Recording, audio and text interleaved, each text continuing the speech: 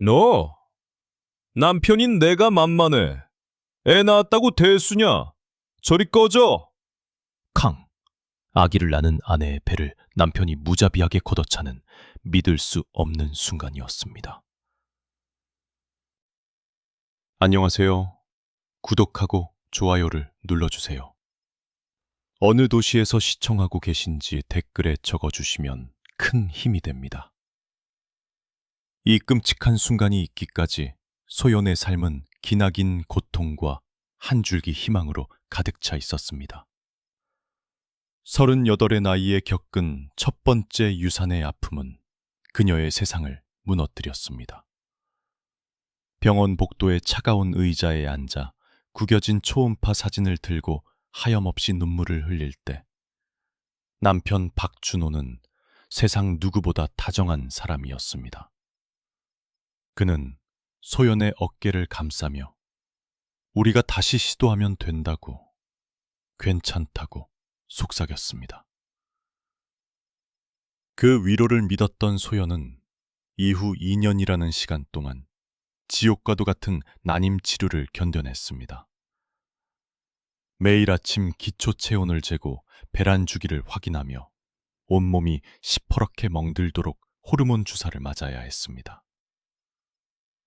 남편 준호는 1,000만 원이 훌쩍 넘는 병원비를 감당하기 위해 밤낮으로 일한다며 힘들어했지만 아내의 간절함에 마지막 시험관 시술을 허락했습니다. 마침내 임신 성공 소식을 들었을 때 부부는 서로를 부둥켜 안고 기쁨의 눈물을 흘렸습니다. 소연은 이 모든 기적이 남편의 희생과 사랑 덕분이라고 굳게 믿었습니다. 하지만 그 다정한 미소 뒤에 숨겨진 추악한 진실과 그 1,000만 원이 넘는 병원비의 진짜 출처를 소연은 꿈에도 상상하지 못했습니다. 시간이 흘러 기적처럼 태어난 아들 민재의 첫 돌잔칫날, 준호의 가면이 벗겨지기 시작했습니다. 그는 술에 취해 자신이 이 집안을 먹여 살린다며 허세를 부렸고 분위기를 망친다는 이유로 아내를 공개적으로 폭행한 것입니다. 넘어진 소연의 머리채를 잡아 흔들며 여자가 맞을 수도 있지! 라고 외치는 시어머니 이말순의 모습에 소연의 마음속 마지막 미련마저 산산조각 났습니다. 그녀는 아이를 끌어안고 조용히 그 지옥을 빠져나와 곧장 친정으로 향했습니다. 엉망이 된 딸의 모습을 본 어머니 김정수는 아무것도 묻지 않고 딸을 끌어안았습니다. 모든 진실을 들은 어머니는 차가운 목소리로 이제 모든 걸 끝낼 때가 왔구나 라고 말하며 전화기 단축번호 1번을 눌렀습니다. 그 전화 한 통은 준호와 이말순의 인생을 파멸로 이끌 첫 번째 신호탄이었습니다. 다음 날 소연의 눈앞에는 믿을 수 없는 광경이 펼쳐졌습니다. 국내 최고 로펌의 변호사와 회계사 그리고 사설 정보업체 직원이 거실에 앉아 있었습니다. 어머니는 담담하게 진실을 밝혔습니다. 소연의 아버지는 국내 5대 물류회사의 회장이자 강남에만 상가 건물 3채를 소유한 자산가였던 것입니다. 그 문을 여는 순간 소연의 인생과 복수의 판도는 완전히 뒤바뀌게 됩니다. 아버지의 명령이 떨어지자 전문가들은 일사불란하게 움직였습니다. 단 24시간 만에 박준호의 모든 금융 기록과 통신 기록이 분석되었고 첫 번째 충격적인 사실이 드러났습니다. 준호가 소연의 명의를 도용해 총 1억 원의 사채를 빌렸고 서류를 완벽하게 위조했다는 것이었습니다. 소연은 난임 치료비가 이 돈으로 충당되었다는 사실에 현기증을 느꼈습니다. 하지만 진짜 충격은 따로 있었습니다. 회계사가 펼쳐보인 자금 흐름도에 따르면 치료비로 사용된 금액은 고작 2천만 원이었고 나머지 8천만 원은 모두 시어머니 임할순의 계좌로 흘러들어갔습니다. 임할순은 그 돈으로 명품 가방을 사고 해외여행을 다니며 호화로운 생활을 즐겼던 것입니다. 그러나 이것은 거대한 빙산의 일각에 불과했습니다. 진짜 음모는 상상조차 할 수 없는 곳에 있었습니다. 조사 결과 회사에서 해고될 위기에 처한 준호와 시어머니는 소연의 친정재산을 노리고 거대한 사기극을 계획했습니다. 아이를 낳게 한 뒤 이혼하여 거액의 위자료와 양육비를 뜯어내려 했고 1억 원의 사채는 그 계획을 위한 초기 투자금이었던 것입니다. 모든 통화 기록과 메시지가 증거로 확보되자 소연은 사랑이라 믿었던 모든 것이 자신을 파멸시키기 위한 거대한 연극이었음을 깨닫고 마지막 남은 감정마저 죄로 만들어버렸습니다. 복수의 서막은 소연의 아버지가 서재로 사용하는 청담동 빌라의 펜트하우스에서 조용히 열렸습니다. 거대한 통유리창으로 서울의 야경이 내려다 보이는 그곳에서 소연은 자신이 알던 아버지가 아닌 냉철한 전략가를 마주했습니다. 국내 최고 로펌인 천지의 대표 변호사와 회계법인의 파트너, 그리고 전직 국정원 출신이라는 소문이 파다한 정보업체 대표가 아버지의 지시에 따라 일사불란하게 움직였습니다. 아버지는 두꺼운 시가를 입에 문 채 나지막이 말했습니다. 우리는 그냥 이기는 게 아니다. 그들의 존재 자체를 이 사회에서 지워버리는 거다. 뿌리까지 뽑아서 다시는 이 땅에 발붙이지 못하도록. 소연은 그 서늘한 결의에 온몸에 소름이 돋았지만 마음 한편에서는 차가운 희열이 피어올랐습니다. 과거 준호가 당신은 너무 순진해서 세상 물정 모른다며 자신을 비웃었던 기억이 떠올랐습니다. 이제 그가 말한 세상이 얼마나 무자비할 수 있는지 소연은 자신의 손으로 직접 보여줄 참이었습니다. 첫 번째 공격은 그들의 사회적 생명줄을 끊어버리는 것이었습니다. 정보팀은 돌잔치 영상을 전문가의 손길로 편집하여 준호의 잔혹한 발길질과 이말순의 악독한 폭언을 자막과 함께 삽입했습니다. 그 영상은 단순히 인터넷에 퍼지는 수준을 넘어섰습니다. 그들이 거주하는 현대 프라임 팰리스 아파트의 모든 동 게시판과 엘리베이터 광고판에 QR코드 형태로 부착되었고 이말순이 매일 장을 보러 가던 그린마트의 고객 쉼터 TV에서는 하루 종일 반복 재생되었습니다. 그녀가 다니던 교회의 주보에는 가정 내 폭력을 외면하지 맙시다라는 캠페인 문구와 함께 영상으로 연결되는 링크가 인쇄되었습니다. 이말순은 마트 계산대 앞에서 저 사람이 며느리 머리채 잡았다는 그 시어머니래.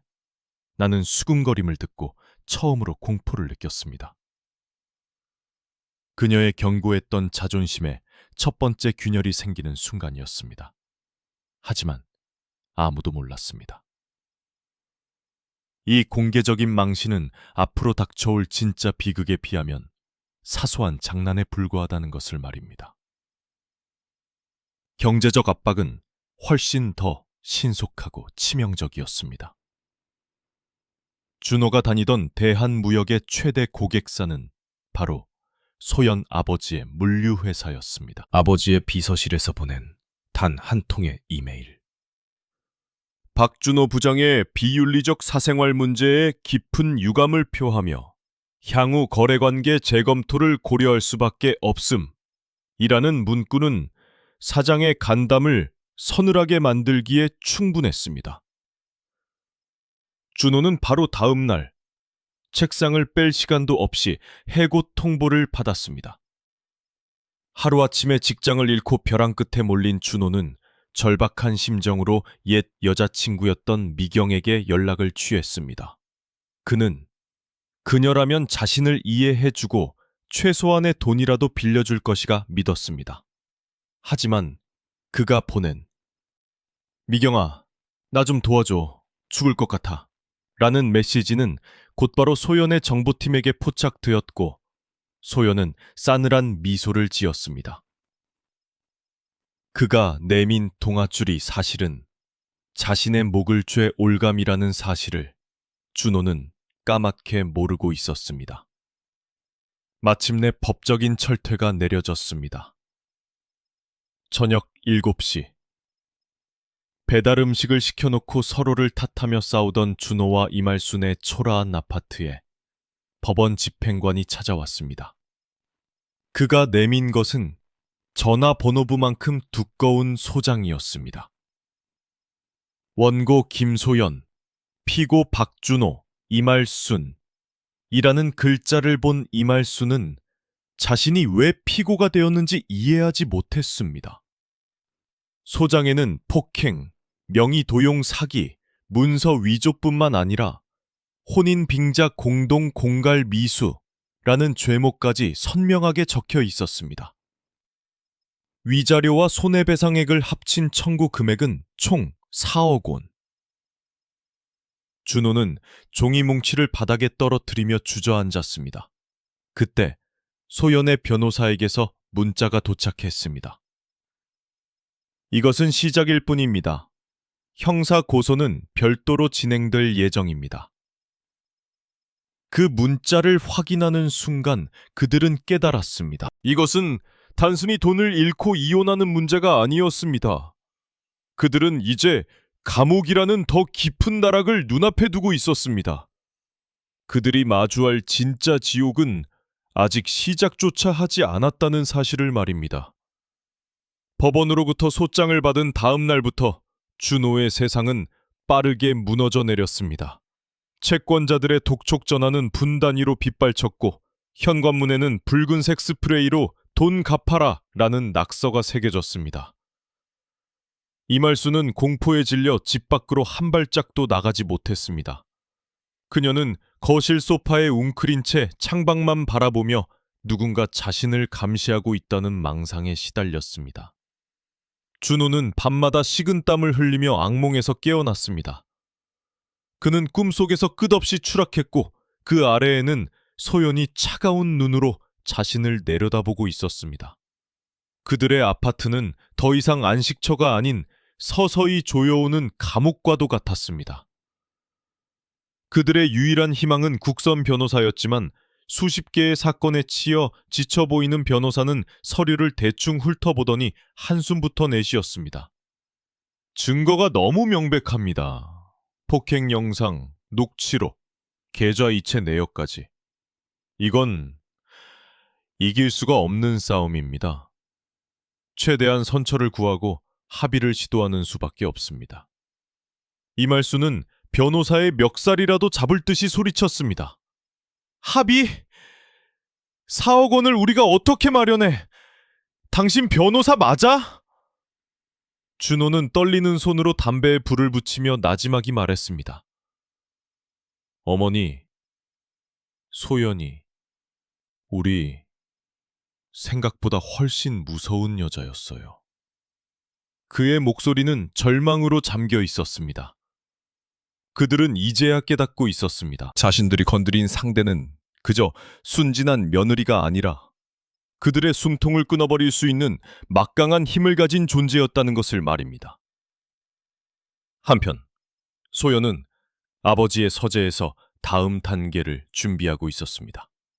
그녀의 앞에는 박준호의 과거 여자친구였던 미경과 나눈 대화 녹취록이 놓여 있었습니다. 정보팀은 미경에게 접근하여 약간의 보상금을 제시하고 모든 진실을 확보한 상태였습니다. 소연은 녹취록을 읽어내려가며 준호라는 인간의 밑바닥을 다시 한번 확인했습니다.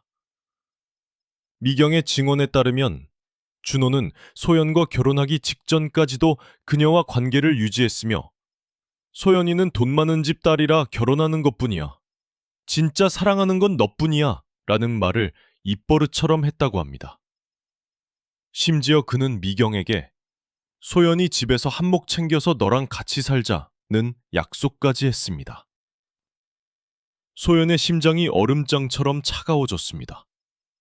사랑이라고 믿었던 결혼 생활 전체가 완벽한 사기극이었음을 증명하는 마지막 퍼즐 조각이었습니다. 변호사가 조심스럽게 물었습니다. 이 증거를 법정에서 공개하시겠습니까? 피고에게는 치명타가 되겠지만 사모님의 상처도. 소연은 변호사의 말을 끊고 단호하게 대답했습니다. 공개하세요. 그들이 저에게 준 고통을 온 세상이 알아야 합니다. 단 하나의 연민도 남기지 않을 겁니다. 그녀의 눈빛은 더 이상 슬픔이나 분노가 아닌 오직 냉정한 복수심으로 불타고 있었습니다. 이제 돌이킬 수 없는 강을 건넜습니다. 재판 당일 서울가정법원 302호 법정의 공기는 얼음장처럼 차가웠습니다. 한쪽에는 최고급 맞춤 정장을 입고 당당하게 앉아있는 소연과 그녀의 변호인단이, 다른 한쪽에는 며칠 밤을 샌 듯 초췌한 모습의 준호와 이말순이 국선 변호사와 함께 앉아 있었습니다. 부와 빈곤, 승자와 패자의 극명한 대조가 법정 안을 가득 채웠습니다. 방청석은 소문을 듣고 찾아온 기자들과 유튜버들로 가득 차 있었습니다.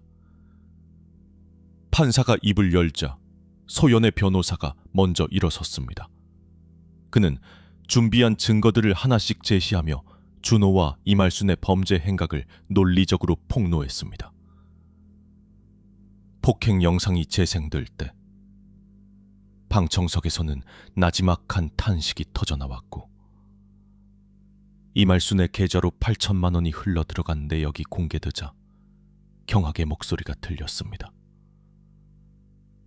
준호는 창백한 얼굴로 입술만 깨물었고, 이말순은 고개를 숙인 채 어깨를 떨었습니다. 그들의 변호사는 변변한 반박조차 하지 못했습니다. 모든 것이 완벽하게 준비된 각본처럼 흘러갔습니다.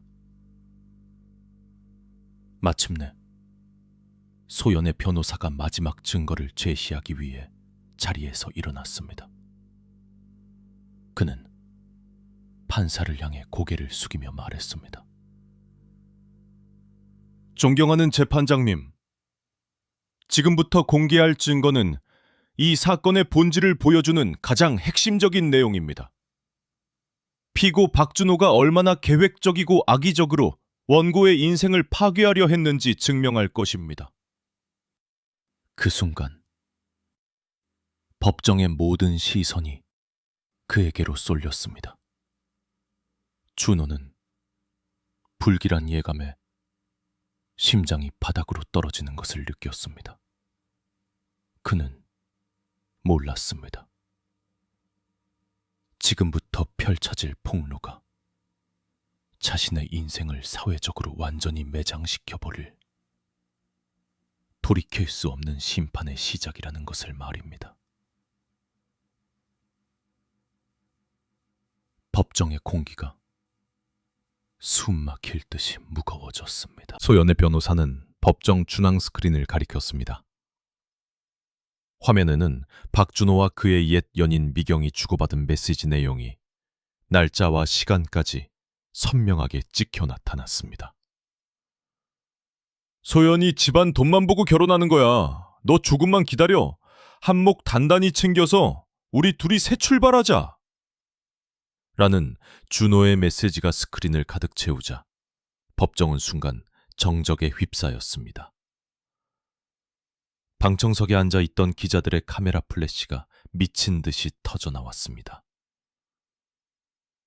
준호는 온몸에 피가 빠져나가는 듯한 느낌에 의자에서 거의 쓰러질 뻔했습니다.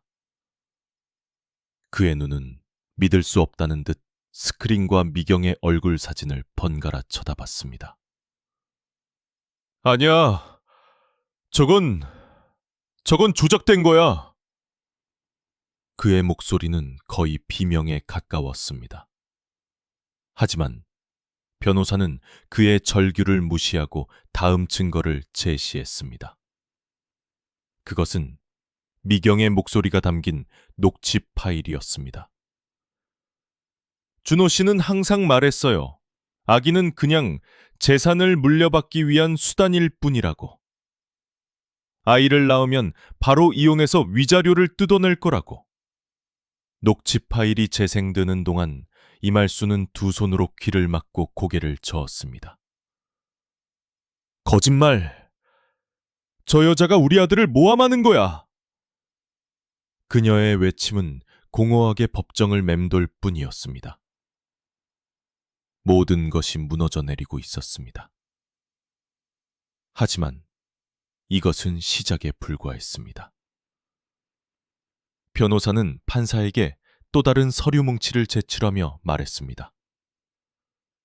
존경하는 재판장님, 지금부터는 피고 이말순의 추가 범죄 혐의에 대해 말씀드리겠습니다.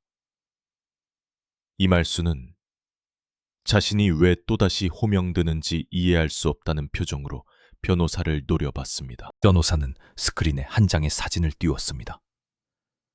그것은 이말순이 고급 스파에서 마사지를 받고 있는 사진이었고, 결제 영수증에는 김소연 명의 신용카드라고 선명하게 찍혀 있었습니다. 피고 이말순은 며느리 명의의 사채로 명품을 구매하고 해외여행을 다닌 것뿐만 아니라 원고가 결혼 전부터 사용하던 개인 신용카드를 몰래 복제하여 지난 2년간 총 5천만 원 이상을 사적으로 유용했습니다.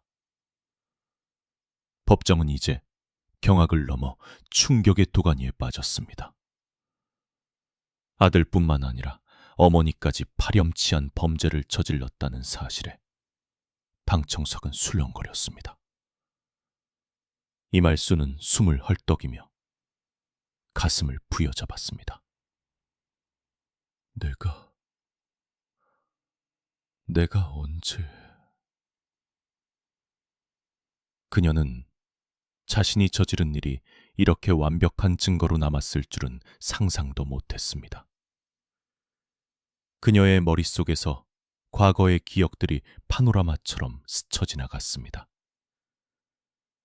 며느리의 지갑에서 몰래 카드를 꺼내 사진을 찍었던 순간, 아들에게 자랑하며 명품백을 샀던 순간들이 이제는 자신을 옥죄는 쇠사슬이 되어 돌아왔습니다. 그 순간 법정 뒷문이 열리고 증인석으로 한 여성이 걸어 나왔습니다. 바로 박준호의 옛 연인 미경이었습니다. 그녀는 떨리는 목소리로 증언을 시작했습니다. 박준호 씨는 저에게 아기 민재가 자신의 친자가 아닐 수도 있다고 말했습니다. 법정 안의 모든 공기가 얼어붙었습니다. 준호는 자리에서 벌떡 일어나 소리쳤습니다. 무슨 헛소리야! 내가 언제 그런 말을 했어? 미경은 눈물을 흘리며 말을 이었습니다. 시험관 시술 과정에서 병원에 실수가 있었을 수도 있다며 유전자 검사를 해봐야 한다고. 만약 친자가 아니면 오히려 더 많은 위자료를 받을 수 있을 거라고 했습니다. 이 말은 법정에 핵폭탄과도 같은 충격을 안겨주었습니다. 자신의 아이마저 돈벌이 수단으로 생각한 비정한 아버지. 그 순간 내내 침묵을 지키던 소연이 자리에서 일어섰습니다. 그녀는 더 이상 과거의 연약한 피해자가 아니었습니다. 그녀의 눈빛은 강철처럼 단단했고 목소리는 얼음처럼 차가웠습니다. 그녀는 준호를 똑바로 응시하며 말했습니다. 박준호 씨, 당신이 인간이길 포기했으니 나도 더 이상 당신을 인간으로 대하지 않겠습니다. 그 말과 함께 그녀의 변호사는 마지막 서류를 판사에게 제출했습니다. 그것은 민재의 유전자 검사 결과서였습니다. 북권 확률 99.99%. 준호는 그 서류를 보는 순간 자신의 마지막 발버둥마저 완벽하게 차단당했음을 깨달았습니다. 그의 세계는 산산조각나 먼지처럼 흩어졌고 그는 텅 빈 눈으로 바닥만 내려다볼 뿐이었습니다. 권력의 균형은 완벽하게 역전되었습니다. 가장 높은 곳에서 모든 것을 비웃던 자는 이제 가장 낮은 곳으로 추락했고, 가장 약하고 순진하다 여겨졌던 여인은 이제 그 누구도 거스를 수 없는 심판자가 되어 그들 앞에 서 있었습니다. 판사의 망치가 법정에 울려 퍼지는 순간, 그것은 준호와 이말순의 인생에 내려진 사형 선고나 다름없었습니다. 판결은 신속하고 무자비했습니다. 피고 박준호와 이말순은 연대하여 원고 김소연에게 위자료 3억 원, 명의도용 및 신용카드 부정사용 피해액 1억 5천만 원을 포함한 총 4억 5천만 원을 배상하라. 천문학적인 금액에 이말수는 그 자리에서 실신했고 준호는 넋이 나간 사람처럼 허공만 응시했습니다. 하지만 이것은 민사재판의 결과일 뿐 진짜 심판은 형사재판에서 이어졌습니다. 사기, 공갈미수, 문서위조, 폭행 등 모든 혐의가 유죄로 인정되어 박준호는 징역 5년, 이말수는 징역 2년에 집행유예 3년을 선고받았습니다. 법정에서 끌려나가며 준호는 마지막으로 소연을 향해 악을 썼지만 소연은 어떤 표정 변화도 없이 그를 차갑게 외면했습니다. 그들이 살던 현대 프라임 팰리스 아파트는 배상금을 마련하기 위해 즉시 경매에 넘어갔고 그 아파트를 낙찰받은 것은 소연 아버지의 유령 회사였습니다. 하루아침에 모든 것을 잃고 길거리에 나앉게 된 그들에게 손을 내밀어주는 친척은 아무도 없었습니다. 아들의 돌잔치에서 며느리를 걷어찼던 그 발길질은 결국 자기 자신들의 인생을 나락으로 걷어차버린 부메랑이 되어 돌아왔습니다. 1년 후 민재의 두 번째 생일날, 소연은 강남 타워 팰리스의 펜트하우스에서 따뜻하고 행복한 파티를 열었습니다. 과거의 어둡고 초라했던 돌잔치와는 모든 것이 달랐습니다. 거실은 화사한 풍선과 꽃으로 장식되었고 테이블 위에는 최고급 호텔에서 주문한 음식들이 가득했습니다. 할아버지 품에 안긴 민재는 생일 축하 노래에 맞춰 신나게 박수를 쳤습니다. 소연은 로스쿨에 입학하여 우수한 성적으로 학업에 매진하고 있었고 그녀의 이야기는 언론을 통해 알려져 많은 가정폭력 피해자들에게 희망의 아이콘이 되었습니다. 그녀는 더 이상 과거의 상처에 얽매이지 않았습니다. 오히려 그 상처를 발판 삼아 더 높이 날아오를 준비를 하고 있었습니다. 한편 같은 시간 교도소 면회실에서 이말수는 아들 준호를 마주하고 있었습니다. 수감 생활로 활숙해진 준호는 삭발한 머리에 수임복 차림이었습니다. 이말수는 눈물을 흘리며 중얼거렸습니다. 다 너 때문이다. 네가 그년을 잘못 건드려서 우리 인생이 이렇게 망했어. 준호 역시 증오에 찬 눈으로 어머니를 쏘아보았습니다.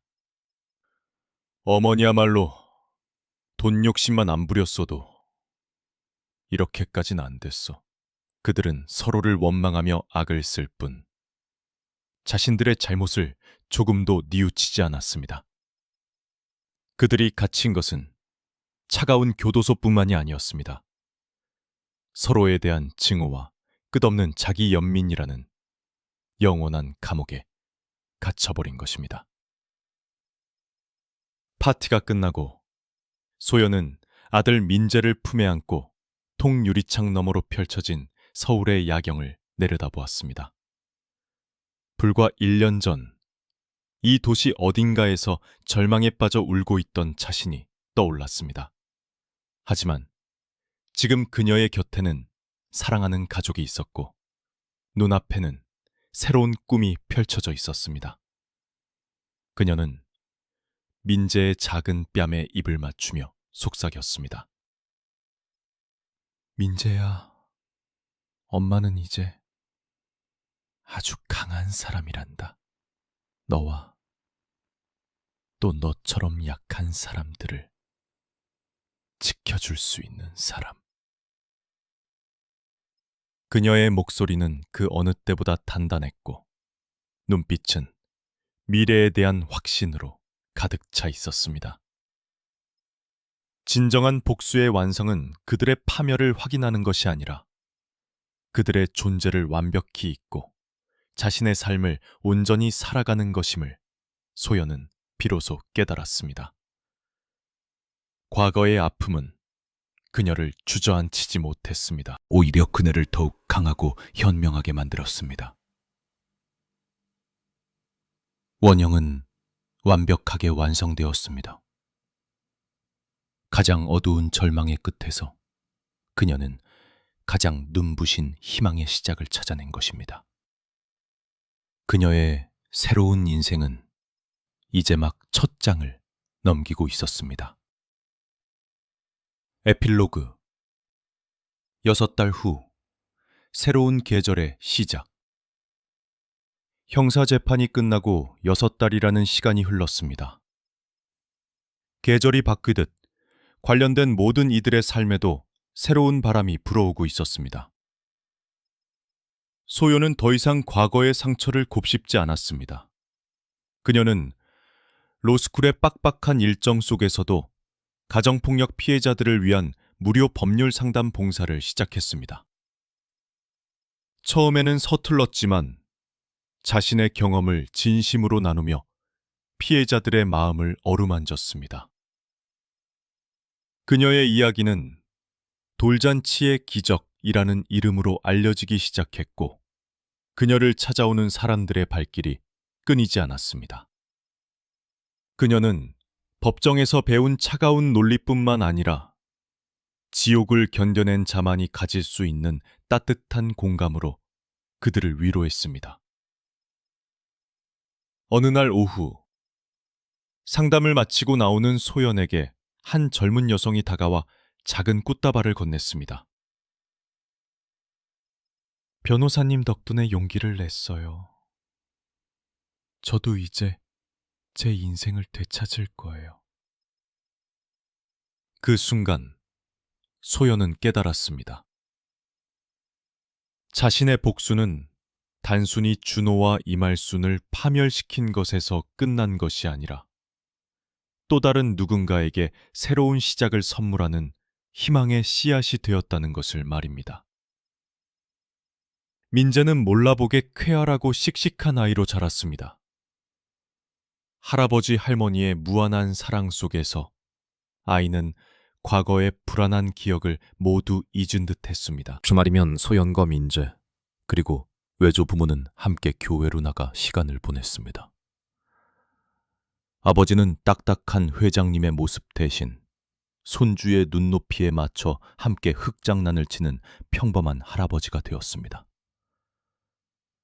어머니 김정수는 딸의 든든한 후원자를 자처하며 소연이 학업과 봉사에 집중할 수 있도록 민재의 육아를 도맡았습니다.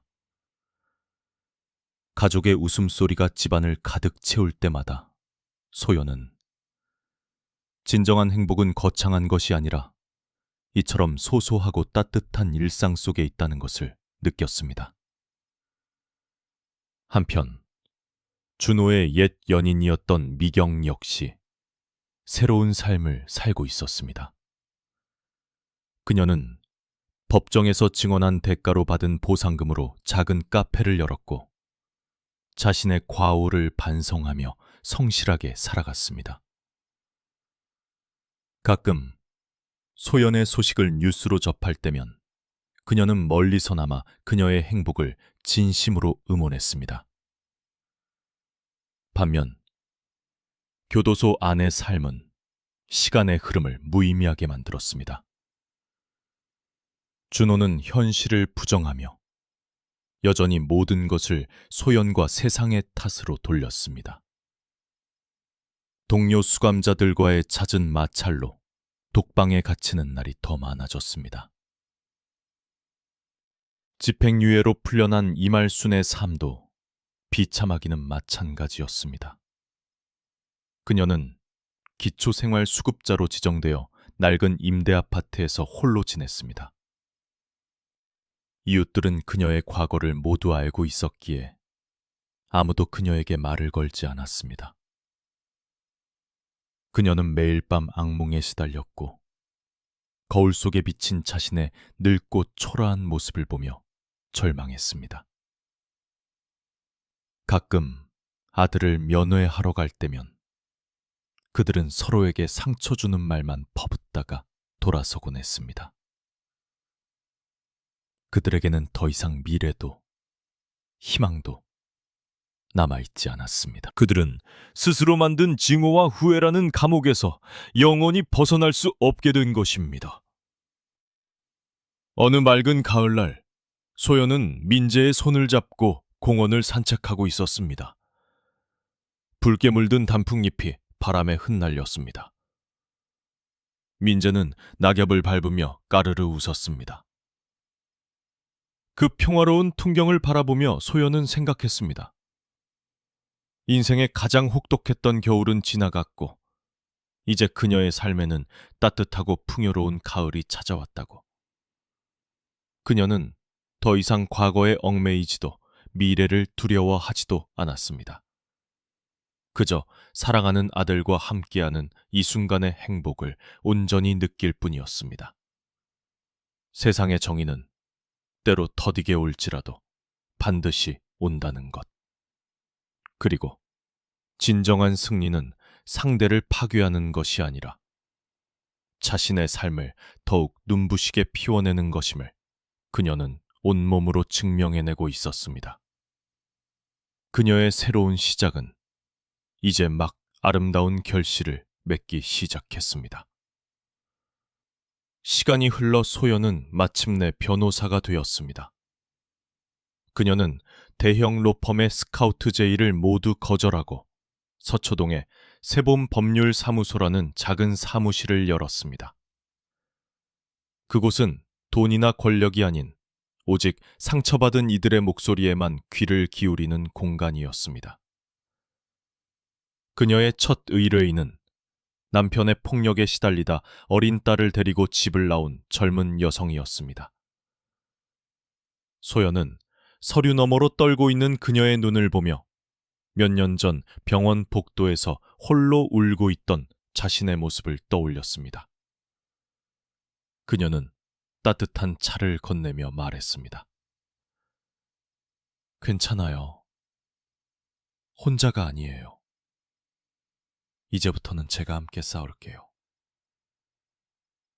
그 말 한마디는 법률 조문 수백 개보다 더 큰 힘을 가지고 있었습니다. 그녀는 자신의 아픔을 타인을 치유하는 힘으로 승화시킨 것입니다. 그녀의 이야기는 겉모습의 화려함이 결코 내면의 강함을 보장하지 않으며 진정한 힘은 절망의 잿더미 속에서도 다시 일어서려는 용기에서 비롯된다는 것을 보여주었습니다. 한편 세상에서 잊혀가던 박준호와 이말순의 소식이 들려온 것은 그로부터 한참 뒤였습니다. 만기 출소한 준호는 아무도 자신을 받아주지 않는 현실에 절망하여 노숙자가 되었고 이말순은 외로움과 지병에 시달리다 임대 아파트에서 홀로 쓸쓸한 죽음을 맞았다는 소식이었습니다. 그들의 마지막은 누구의 동정도 받지 못했습니다. 스스로 뿌린 거짓과 탐욕의 씨앗이 결국 자신의 삶을 송두리째 집어삼킨 것입니다. 그들의 몰락은 우리에게 보여줍니다. 진실을 외면하고 타인을 짓밟으며 얻은 것은 결국 모래성처럼 허무하게 무너져 내린다는 것을. 그리고 정의의 심판은 때로 법정의 판결이 아닌 스스로의 삶이 증명해 보인다는 것을 말입니다. 오늘 소연의 사무실 창가에는 따스한 봄햇살이 쏟아져 들어옵니다. 벽에는 훌쩍 자란 민재가 환하게 웃고 있는 사진이 걸려 있습니다. 그녀는 더 이상 과거의 악몽에 시달리지 않습니다. 오히려 그 시간을 통해 얻은 지혜와 용기로 더 많은 이들에게 희망의 등불이 되어주고 있습니다. 이 이야기는 한 여성의 처절한 복수극으로 시작되었지만 결국 진실과 정의가 어떻게 승리하는지, 그리고 진정한 강함이란 무엇인지에 대한 깊은 울림을 남깁니다. 이 이야기에서 어떤 교훈을 얻으셨나요? 여러분이 소연의 입장이었다면 어떻게 행동했을지, 비슷한 경험이 있다면 댓글로 여러분의 이야기를 공유해 주세요. 여러분의 이야기가 또 다른 누군가에게는 큰 위로와 용기가 될 수 있습니다. 구독과 좋아요를 눌러주시는 것도 잊지 마세요. 여러분의 지지가 더 좋은 이야기를 만드는데 큰